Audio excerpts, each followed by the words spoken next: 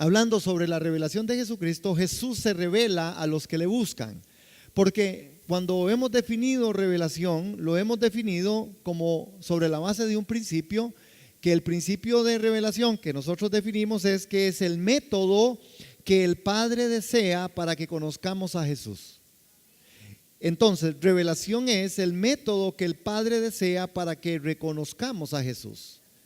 Ahora, cuando Jesús está en medio de este espacio, en medio de este tiempo, Jesús tiene una interacción revelándose a sí mismo.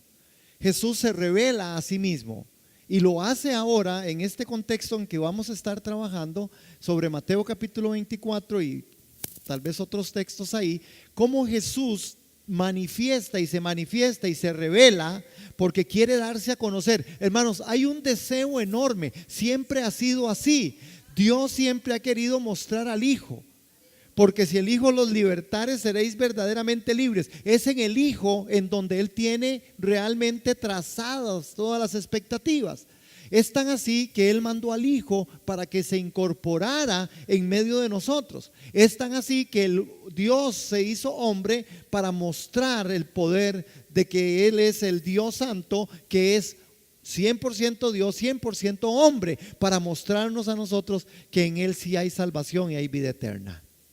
Esto es el punto central de las Escrituras. Ahora, Jesús tiene el deseo de mostrarle a sus discípulos y de mostrarle a la novia, ¿verdad?, que es la iglesia, de mostrarse a sí mismo. La novia de Jesucristo y los últimos tiempos es como Jesús quiere que le conozcan. Hermanos, ese deseo de Jesús de darse a conocer. Jesús nunca anduvo oculto. Jesús inclusive se mostró. Jesús inclusive habló las cosas de tal manera que nosotros hoy tengamos que entender. Los discípulos en primera instancia fueron receptores de aquella gran verdad. Y Jesús se les muestra.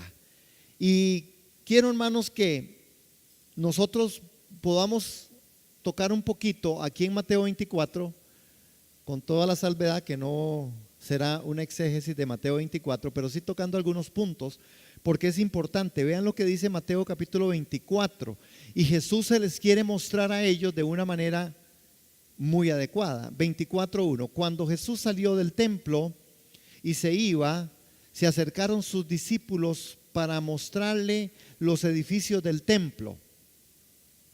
Respondió él y les dijo: ¿veis todo esto?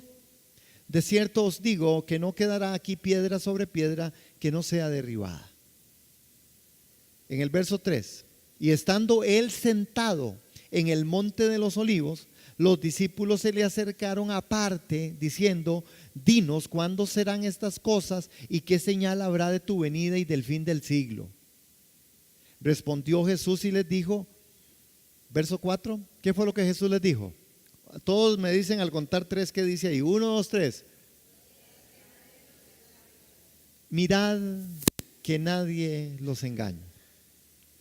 ¿Qué manera de empezar Jesús a manifestar lo que tenía que manifestar? ¿Qué manera la de Jesús de empezar a interpretarse y a darse a conocer? ¿Qué manera la de Jesús? Y Jesús empieza diciendo sobre una advertencia: vean que nadie los engañe. Esto es lo primero que Jesús dice. Jesús hace ver que nadie los engañe. Yo soy Jesús, yo estoy aquí. Yo les voy a decir cómo es que yo voy a venir. Yo les voy a decir quién soy yo. Yo les voy a contar qué es lo que yo sé que va a acontecer. Hermanos, y yo lo digo lamentablemente, estas palabras de Jesús del verso 4 han sido borradas porque hay muchos que están engañados y se han dejado engañar. Hay muchos que viven un cristianismo que en lo menos que tiene que ver es Cristo. Lo que persiguen muchas personas es un engaño, el engaño de una vivencia cristiana no adecuada, porque si usted está mal con su hermano, es que usted no conoce el amor de Dios, usted está engañado.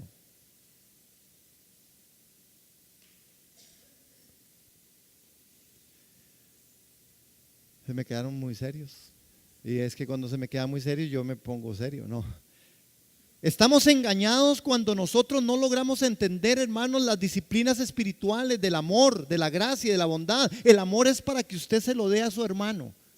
¿Por qué tenemos que esperar que alguien nos ame? ¿Por qué no amar nosotros primero al otro? ¿Por qué esperar que alguien me salude? Porque yo no saludo. ¿Por qué esperar que alguien ponga su vida por mí? ¿Por qué yo no la pongo por el hermano? Ah, pero hay resentimientos. Jesús les dice, cuidado con esos engaños. Vea que nadie los engañe. Ahora, yo entiendo en el contexto al evangelio de Mateo, que Mateo específicamente le está hablando al pueblo de Israel.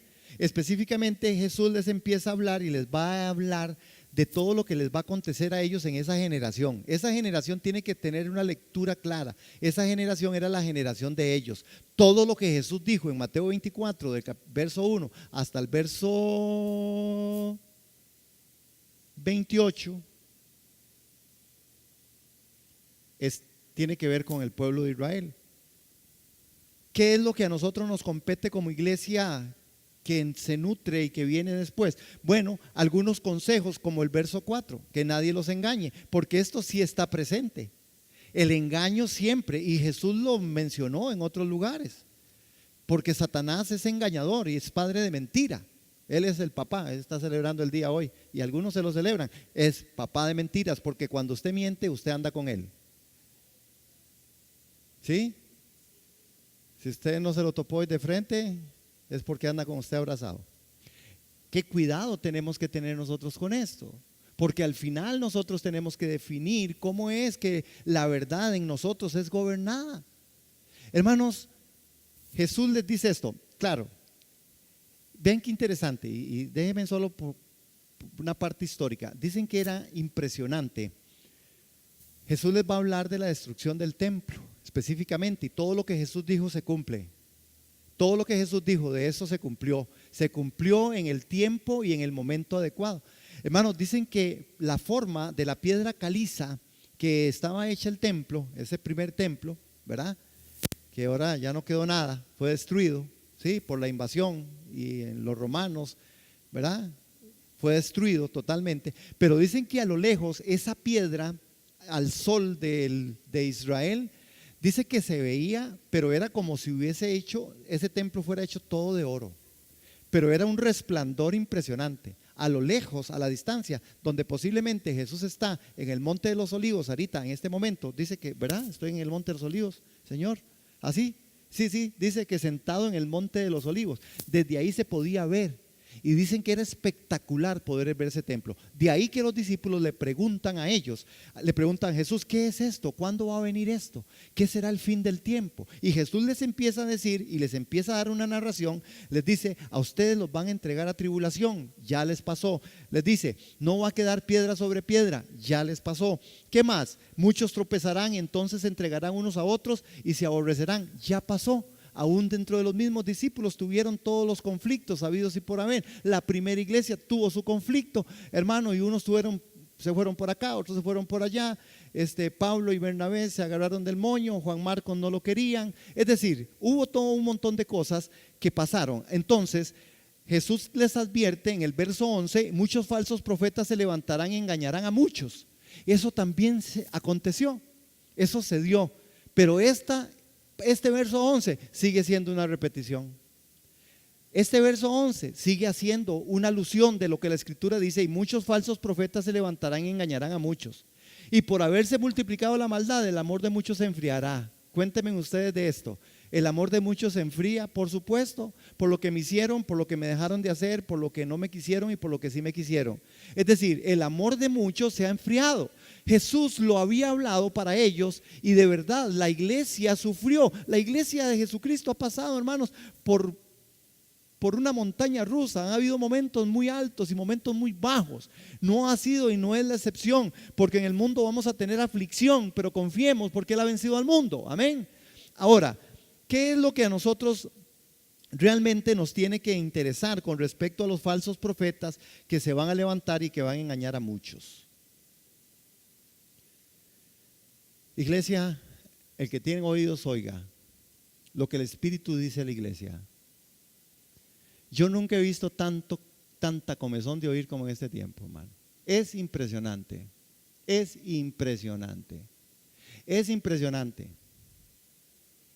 Yo les digo, hermanos, ustedes no están castigados a oírme a mí siempre. Yo no tengo toda la verdad, pero la busco. En esta iglesia no tenemos toda la verdad, pero la buscamos día a día. Pero a veces, hermanos, hay gente que se toma su tiempo para oír otras barrabasadas, otras cosas, hermanos, que no son Cristo, que son solamente fantasías y falacias. Son falsos profetas y falsos maestros, y hay falsos pastores en medio de ellos. Cuidado con lo que usted está oyendo, hermano. Cuidado. ¿A quién oye usted? ¿Por qué usted oye a esa persona? ¿Por qué usted escucha eso? Usted tiene que integrar, usted tiene que pensar, usted tiene que discernir, hermanos. ¿Por qué usted oye eso? ¿Cuál es su discernimiento espiritual de eso? ¿Cuál es la convicción de su corazón en eso? ¿Qué es la convicción suya en este momento que yo estoy hablándole? El Espíritu tiene que decirle a usted algo, hermano. El Espíritu Santo tiene que redarguirle a usted en algo. Porque si hay algo que se está diciendo incorrecto, usted tiene que acudir a mi persona y decir: eso, pastor, eso está mal, o eso no, a mí no me parece, o explíqueme eso. Pero ¿cuántas veces nosotros oímos un poco de cosas y no lo hacemos? Hermanos, ¿por qué? Y creo que lo puse en un mensajito esta semana. Hermanos, es la inteligencia sin un corazón para él lo que trae especulación en vez de revelación. Nunca en la historia ha habido más conocimiento mental acerca de cosas espirituales con menos fervor por Jesús. Hermanos, está repleto esto de conocimiento, está repleto de gente, está repleto esto está lleno de gente con un gran conocimiento, que tampoco es pecado, ni tampoco es malo. El punto está en que en la historia no ha habido tanto conocimiento mental acerca de las cosas espirituales con menos fervor por Jesús. ¿Dónde está el fervor por Jesús de los que hoy predican? ¿Dónde está el fervor por Jesús de aquellos que se dicen ser profetas? ¿Dónde está el fervor de Jesús por aquellos que se dicen ser pastores y los que ustedes muchas veces ven en la línea YouTube diciendo un montón de barbaridades y un montón de cosas sin discernir en el Espíritu? ¿Cuál es la razón que a usted le ajusta para poder ver esas cosas y no discernir las cosas que se dicen? A mí me escalofría, hermano. Yo no soy un perito en esto, pero es solamente entender que el Espíritu puede redarguir en tu corazón y decir: esto no es. Hoy, hermanos, el conocimiento pulula.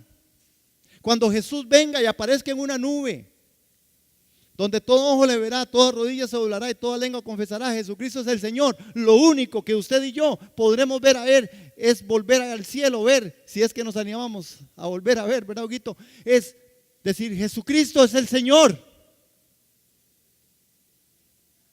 La interpretación teológica, bíblica, las formas, los conceptos, la escatología, hermano, no le alcanzará a usted ni a mí. Le alcanzará que Cristo esté revelado en su corazón, pero ¿cuánta gente está en comezón de oír? Hay gente que anda detrás de los grandes maestros. Jesús dio lección sobre esto y tendremos que aprenderla. Yo no le estoy diciendo que usted no vaya al conocimiento. El conocimiento también Dios lo dejó en nuestra parte inteligente. Qué importante es ser una persona adiestrada, una persona estudiosa de las Escrituras, pero con el corazón, hermanos, henchido del fervor por Jesús. Lo que pasa es que esto a veces se contrapone, porque la gente que tiene tanto conocimiento, lo que menos quiere es a Cristo, porque le encuentran todos los pormenores. Es que esto no dice el original. No, es que en el original dice así. Algunos se han vuelto expertos en descubrir cómo es el cielo, cuando lo único que la Escritura nos dice a nosotros del cielo es que no habrá tristeza y no habrá dolor.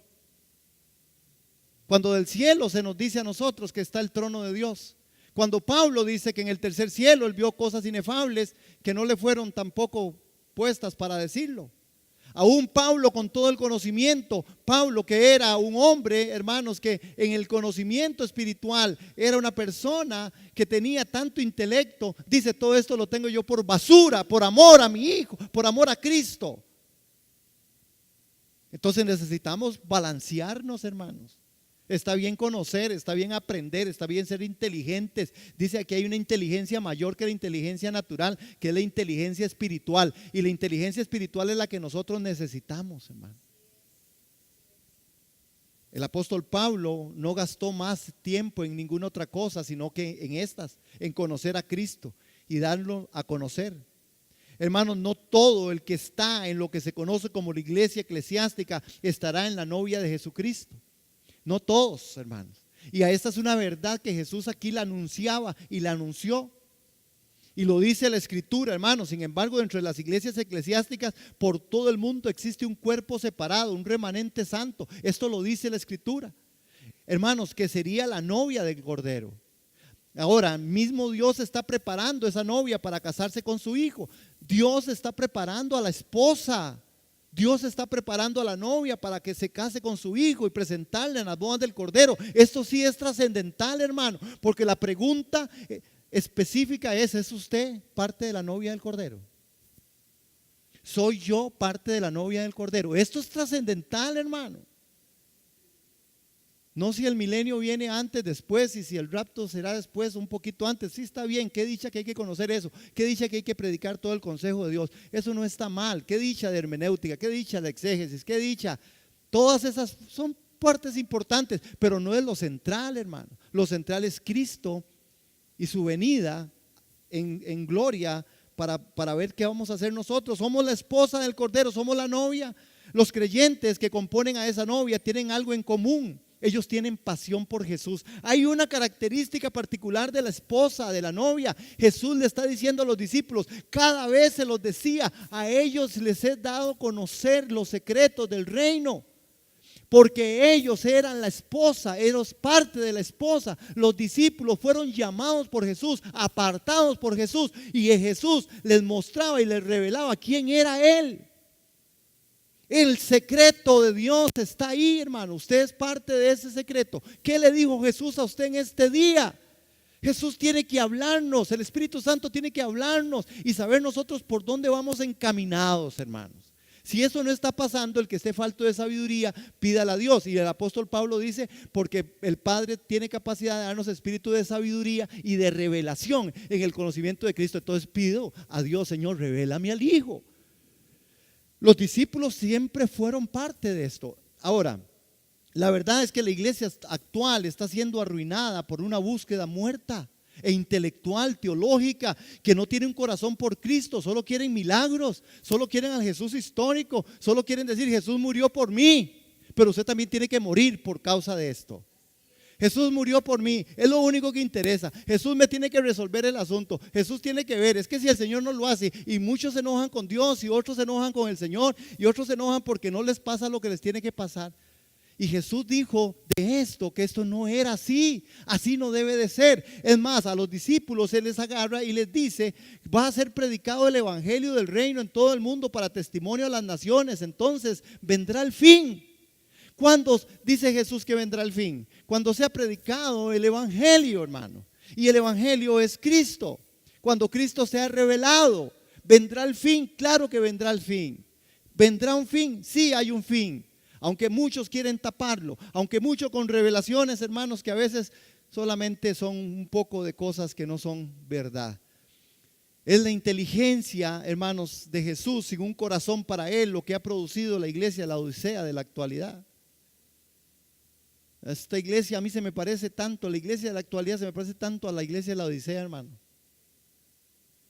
¿Saben cuál era la iglesia de la Odisea? Leámoslo, no está dentro del bosquejo, pero leámoslo un poquito. Vamos a Apocalipsis en el capítulo 2.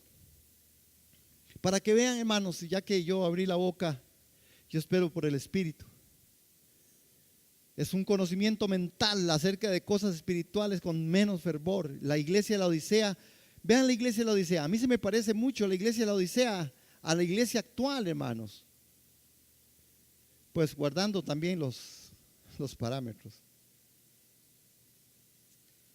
La iglesia de la Odisea está en el capítulo 3, en el verso 14. Para que vean ustedes, hermanos, y que juzguemos a la escritura, que sopesemos la escritura. Porque Jesús sí quería revelarse y Jesús siempre ha querido revelarse, hermanos, a la iglesia. Vean la Odisea, dice: escribe al ángel de la iglesia en la Odisea. He aquí el amén, el testigo fiel y verdadero, el principio de la creación de Dios, dice esto: yo conozco tus obras, no eres frío ni caliente, ojalá fueres frío o caliente, pero por cuanto eres tibio y no frío ni caliente, te vomitaré de mi boca. Porque tú dices: yo soy rico y me he enriquecido y de ninguna cosa tengo necesidad, y no sabes que tú eres un desventurado, miserable, pobre, ciego y desnudo. Por tanto, yo te aconsejo que de mí compres oro refinado en fuego, para que seas rico, y vestiduras blancas para vestirte, que no se descubra la vergüenza de tu desnudez, y unges tus ojos con colirio para que veas.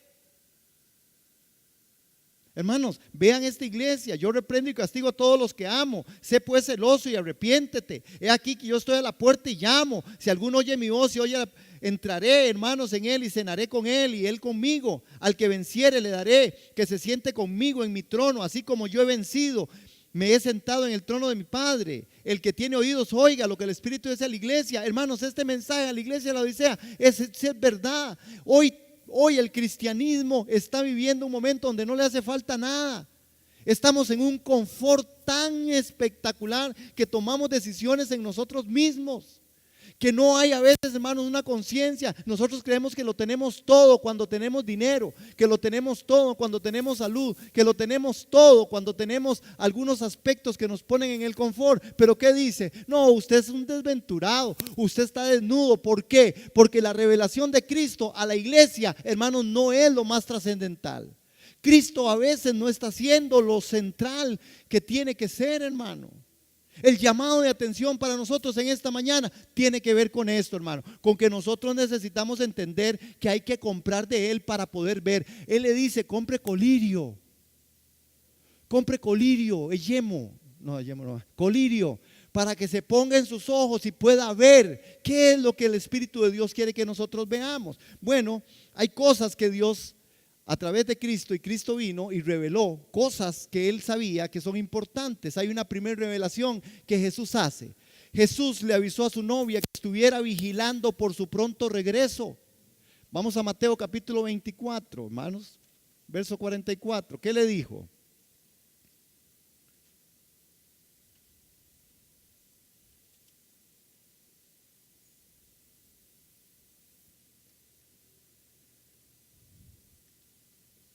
Jesús advierte a la iglesia que vendrá y va a decir que hay la intención de adormecer a la novia en muchos, y el Señor tardará su venida, decían otros. Vean el 24-44. Por tanto, dice: también vosotros estad preparados, porque el Hijo del Hombre vendrá a la hora que no penséis. Yo nunca he encontrado tanta certeza en saber cuándo Él viene. Ahí está escrito, ¿verdad? ¿Cuándo va a venir Él? ¿Cuándo va a venir? Entonces no diga usted que no sabe cuándo viene. No, ¿cuándo va a venir? Cuando menos lo piense. En el día y la hora nadie la sabe. En el momento en que usted menos piense, viene. El Señor le está diciendo a ellos: yo les reveló, y Jesús le está revelando, hermanos, a la novia, le está revelando a la iglesia. En este momento, a partir de aquí, ya no era esta profecía solo para el pueblo de Israel, porque al final nosotros estamos siendo integrados. Nótelo de alguna manera. Sin embargo, hermanos, vea lo que está pasando, ¿verdad? Jesús dijo que vendría a la hora que nadie piensa. Es la segunda característica de la novia de Cristo. Es una expectativa por su pronto regreso. La novia de Jesús debe vivir en una continua expectación de gozo por el regreso inminente de su amado. Hermanos, porque Él puede llegar en cualquier momento. Jesús advirtió, sin embargo, que en los últimos días ministros malos infiltrarían a la iglesia con la intención de adormecer a la novia. Ellos tratarán de quitar su corazón de amor por el novio, declarando: mi Señor tarda en venir. El verso 48 dice: pero en aquel siervo malo dijera en su corazón: mi Señor tardará en venir. Hermanos, esta no es la predicación de muchos que salen en la televisión y que usted también ve en YouTube. Esto es lo que dicen. Véalo. Y lo dicen de una forma, hermanos, solapada, mentirosa. ¿Y cuántos se lo tragan? ¿Cuántos se lo tragan? ¿Estamos aquí?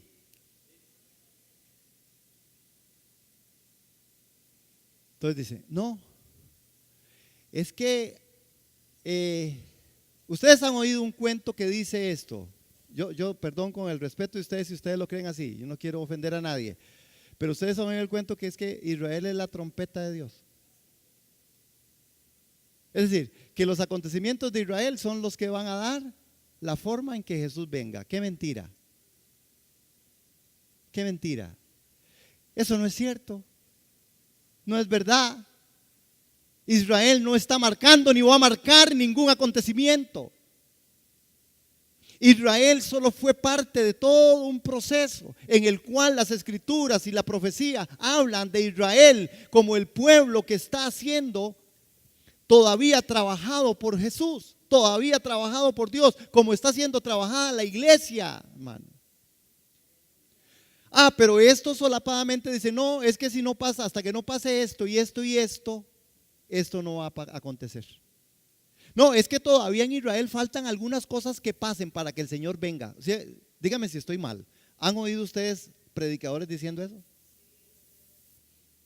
No, es que todavía falta, vea, es que todavía no, las 70 semanas, no, es que las 3 semanas y media de Daniel, más las otras 3 semanas y media de Daniel, el cumplimiento de Daniel en esta profecía, en capítulo 9 de Daniel y en capítulo 10 de Daniel, y ustedes oyen, hermanos, haciendo un poco de cosas, diciéndole a la iglesia que el Señor todavía no va a venir, o que el Señor sí va a venir porque hay una guerra y se desató la tercera guerra mundial. El Señor va a venir cuando usted menos lo espere. El Señor vendrá cuando nadie lo sabe. El Señor vendrá, hermanos. El Señor va a venir y vendrá y será como un cerrar y un abrir de ojos. Pero nosotros, hermanos, nos centramos en lo relativo, hermanos, en lo especulativo. Entonces salen estos que dicen ser, y yo, con todo respeto, yo no juzgo a nadie. Yo no estoy juzgando aquí a, no sé, póngale nombre, David Wilkerson, póngale nombre, al Ducey, póngale nombre,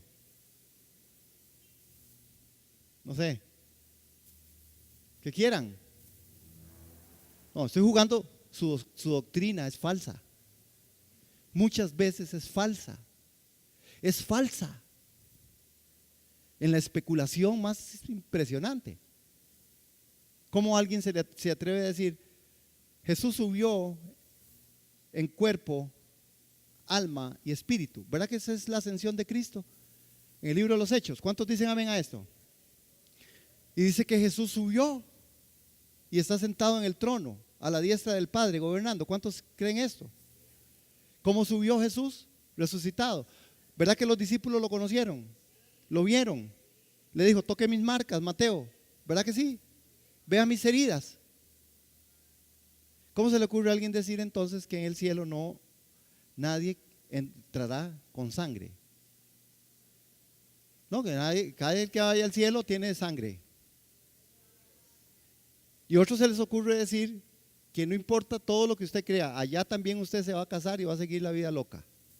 Eso, hermanos, pero esas gentes tienen, nosotros en la página de aquí recibimos unas 10 visitas. ¿Cuántas visitas podemos recibir? Ok, y esta gente recibe miles, ¿verdad? De visitas. Todo el mundo es queriendo escuchar algo y no lo es. Es que, oye, hermano, en Israel, ahí todos los que van de viaje a Israel, una envidia sana. Qué bonito seguro ir a Israel. Pero perdón, hermanos. Ir a recostarme a un muro que lo que tiene es como, parece que es como medio metro de lo que era el muro original, hello, ¿verdad? Es decir, hermanos, ¿por qué nosotros pensamos, por qué tanta especulación? Porque hay muchos de estos que están diciendo, no, todavía no viene. No, Jesús va a venir. ¿Cuándo va a venir Jesús? Pero para ellos, Jesús va a venir cuando se cumplan todas las cosas. Hermanos, ¿dónde dice la Escritura que Jesús va a venir cuando hay un cumplimiento? Imagínense que si yo contextualizo y si yo tomo, hermanos, como parámetro este texto de Mateo 24, y aquí yo creo que pongamos atención, entonces hermanos, la predicación tiene que ser en todo el mundo. ¿Cuándo vamos a lograr esto? A veces no le predicamos ni al vecino. Y nosotros se supone que estamos ardiendo por Jesús. Latinoamérica. Europa, que ya no creen en Jesús, ¿cuándo se predicará el evangelio en todo el mundo? ¿Cuándo? Hermanos, si yo literalizo eso y lo pongo en forma literal, por supuesto entonces al final tendré que decir, no, Jesús nunca va a venir. ¿Cómo le llego a todos? Usted diría, por las ondas, no es verdad, hay mucha gente que no cree. Entonces, uno tiene que contextualizar, ¿me doy a entender, iglesia? Necesitamos retomar esto de una forma muy seria. Jesús enseñaba de una forma diferente, hermanos. El Señor viene, el Señor no va a tardar. Hay muchos que quieren que eso sea tardanza, hermanos. De verdad hay mucha gente comprometida con eso, hermanos. Los cristianos muchas veces duermen cuando ellos dejan de estar a la expectativa del pronto regreso de Jesús. Hermanos, se está durmiendo en cosas y no podemos estar ahí. Jesús está hablando a los servidores, lo que significa creyentes. Un servidor es calificado de fiel y otro de malo. En la parábola que Jesús narra aquí, en el verso 48 en adelante, aquel siervo malo, ¿qué fue lo que el siervo malo hizo? Hermanos, nótelo ahí. Lo que el siervo malo hizo, pensó en su corazón que el Señor demoraba en su venida. No fue que dijo que no iba a venir, es que el Señor, él pensó que el Señor demoraba. Hermanos, usted y yo tenemos que entrar aquí a una realidad para que no nos engañen. Que no nos engañen con manipulaciones, que no nos engañen, hermanos, con profecías que a veces no son. Ya vivimos en diciembre un momento que fue catastrófico. A la iglesia le costó un poco de cosas. ¿Saben, hermanos?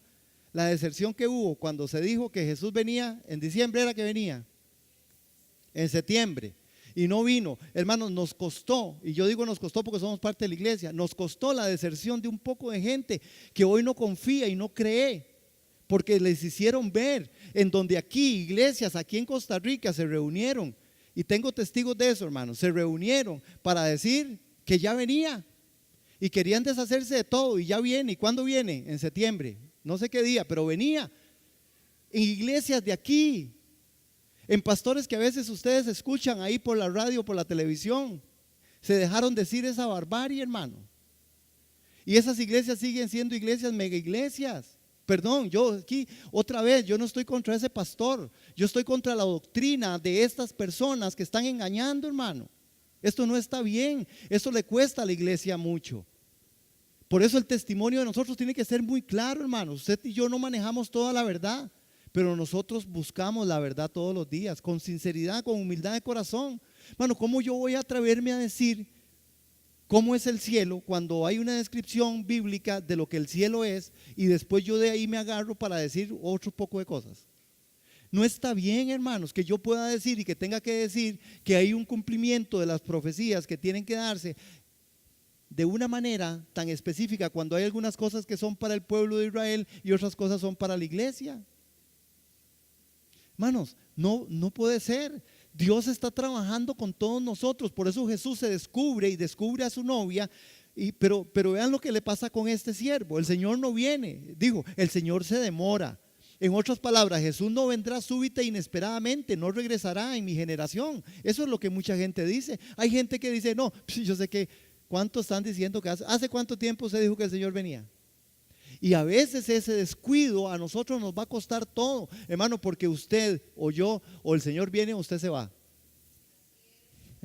Entonces al final usted va de regreso a la casa del Padre si estamos en Cristo Jesús. Ahora, ¿por qué todo esto es tan importante, hermano? Porque Jesús sí está interpretando de manera adecuada para que nosotros tengamos una revelación. Hermanos, yo por eso dije, hay una tercera revelación aquí. Jesús se revela a los que le buscan. A María se le dio una inteligencia divina, sobrenatural, más allá de cualquier conocimiento intelectual. Vean Juan 20, hermanos. Aquellos que tienen un corazón por Cristo recibirán inteligencia de Cristo. Hermanos, Jesús no dejó nada al azar. Dios no ha dejado nada al azar para nosotros. Dios se ha descubierto en Cristo Jesús. Se hizo hombre para que nosotros entendiéramos el mensaje. Si no, no podríamos conocer a Dios. Usted y yo conocemos a Dios por medio de Cristo. Y Cristo viene diciéndonos qué es lo que va a acontecer en el tiempo final. ¿Cuántos dicen amén? Hermanos, Él lo está diciendo, es claro. Es claro. El que no ame más a padre, que se ama más a padre, madre que a mí, no es mi discípulo. Y si usted no es un discípulo, usted no puede entrar en el reino, hermano. Dígame si no está claro. ¿Por qué entonces nosotros estamos esperando que le acontezcan todas las catástrofes habidas y por haber? Que van a acontecer, van a acontecer. Que los cielos pronunciarán, lo van a hacer. Que vendrá una tribulación tan grande como no, sí la va a venir, la ha venido en tiempos de iglesia y la vendrá en el final de la iglesia. Ya la iglesia ha pasado por esto. Etíoco Epífanes llegó, hermanos, y entró al templo, pasó por Jerusalén, entró al templo y ocurrió la abominación desoladora. Mató al cerdo o la cerda, cualquiera de las dos, y lo mató en el altar, hermanos, en el altar mayor. Ahí lo mató y la abominación desoladora se dio, hermanos. Y ese pueblo de Israel cayó en el peor de las cosas. Estuvo esta forma, hermanos. Eso es la realidad. Ha pasado y seguirá pasando. Y va a acontecer de una u otra manera algo similar en el final del tiempo. Eso también es verdad. Pero esto no es lo que a nosotros nos dicta, hermanos. Mi corazón en esta hora es ver cómo las escrituras, cómo Jesús enseñaba a sus discípulos, cómo Jesús en este corazón de esta mujer, de María, cómo le revela, hermanos, ¿qué realmente es lo que va a acontecer? Es impresionante. Y yo creo que esta palabra es una palabra de Dios, porque si yo tengo un corazón para Dios, Dios no me va a dejar a mí engañado. Hay una palabra que dice que Él no va a dejar ni a su iglesia, ni a los profetas los va a dejar sin conocer las cosas que Él va a hacer. Dios es justo. Hermanos, usted lo ve en la intimidad, usted lo ve en la relación usted con Dios. ¿Cuántas veces usted y yo sí sabemos que no debíamos de hacer eso porque usted sabía que algo... Yo sabía que no tenía que hacerlo, ¿cierto?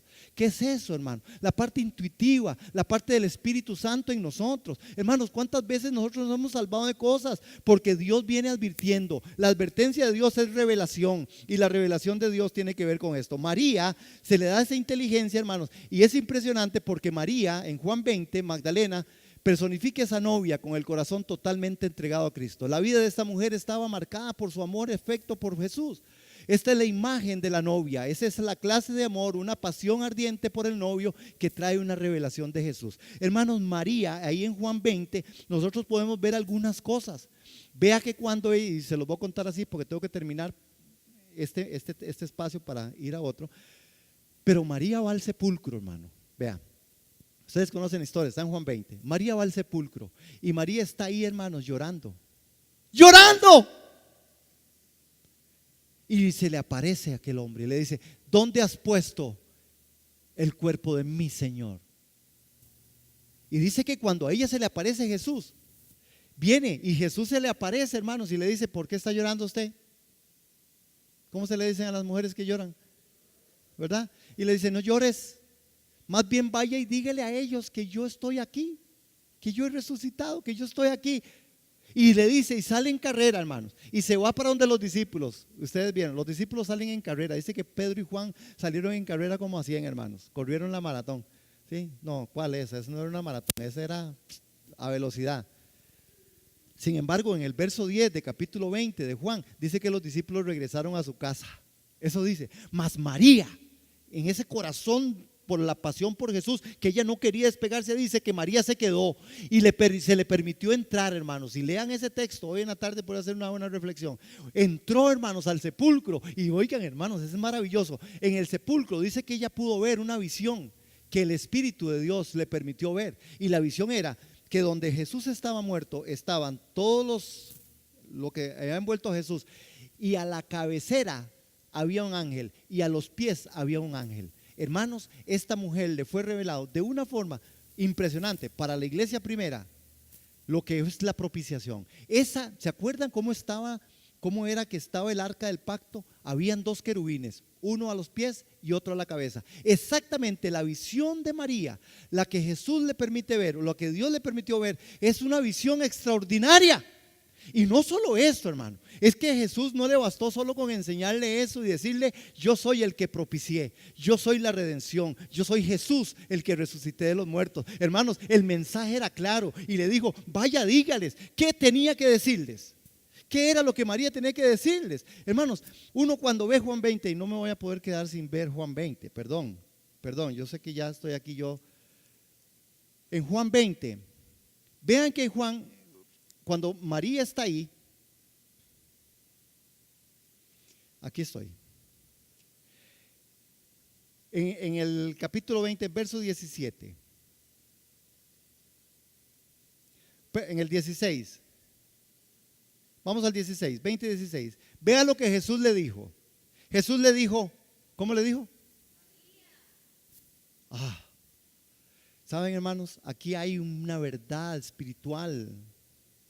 Jesús conoce el nombre de los que le aman, de los que le buscan. Jesús conoce el nombre y le dijo María. Y María reconoce toda su soberanía y todo su, volviéndose, ella le dijo Raboni, que quiere decir maestro. Hermanos, Jesús le dijo, no me toques, porque vean qué revelación. Esto no se lo contó a nadie, esto se lo contó a una mujer que lo buscó, que estuvo desde la madrugada ahí, orando, buscando el corazón, buscando a Cristo, buscando lo que sea ahí, buscando a su amado. Ella no quería dejar pasar por tradición, por cultura, ella no quería dejar pasar ese día ella llegó, hermanos, y estuvo ahí, y Jesús entonces le empieza a revelar, le dice, no me toques porque no he subido a mi Padre. No he subido a mi Padre. Y le dice, yo todavía no me he ido, María, pero más ve a mis hermanos y diles. ¿Qué le mandó a decir? Subo a mi Padre y a vuestro Padre. Y les dijo, y le dice también, subo a mi Dios y a vuestro Dios. Hermano, esto se lo dio como una carta, hermano, expedita, en una revelación que el pueblo en este momento todavía no la tenía. Dios era un Dios lejano para el pueblo de Israel. Dios era un Dios que se manifestaba a través de hombres, de Moisés, del otro. Pero aquí Él está diciendo, yo subo a mi Dios y a tu Dios, subo a mi Padre y a tu Padre. Hermanos, esto es glorioso, esta es una revelación. Jesús no dejó al descubierto quién realmente Él era. Fue entonces María Magdalena para dar a los discípulos las nuevas que habían visto al Señor, que Él había dicho estas cosas. Cuando llegó la noche de aquel mismo día, primero de la semana, estando las puertas cerradas en el lugar donde los discípulos estaban reunidos por miedo de los judíos, vino Jesús puesto en medio de ellos y les dijo, paz a vosotros. Esto es, hermanos, Jesús se le apareció a María y le dio más revelación. En Juan 20:16 la llama por su nombre. Jesús quiere revelarse. Termino. Jesús quiere revelarse. Aquellos que le buscamos, aquellos que le amamos, aquellos que queremos dejar a padre, madre, hermanos e hijos por causa de Él, aquellos que queremos vivir en santidad, aquellos que queremos vivir en el perdón, aquellos que queremos vivir en santidad, en ese caminar diario constante, aquellos que queremos buscar su rostro. Él tiene y quiere revelarse. Dígale, hermano, que está a la par, Jesús quiere revelarse a tu vida. Dígale. Ok. ¿Cuántos dicen amén?